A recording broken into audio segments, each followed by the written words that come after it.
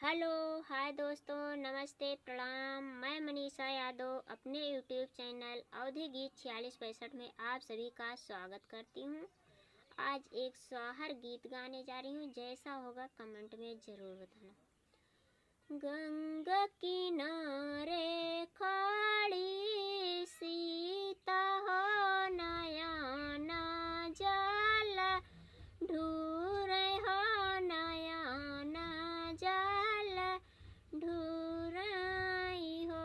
मोरी सखिया असुअन भीगत चुनरिया हो, या चार मुख पोछे हो, या चार मुख पोछाई हो। गंगा से निकली गंगा मैया हो, तो सीता से रज कर, सीता से रज कर हो।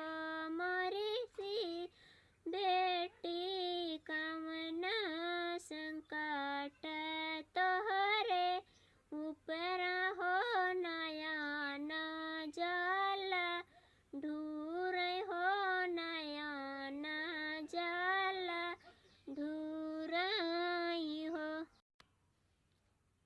के करहायु तू ही बारी हो, तो के कर दू लारी हो, तो के कर दू लारी ने हो। मोरी बेटी कामना संकट तोहरे जियर हो, नयन जल ढूर हो, नयन जल ढूरा।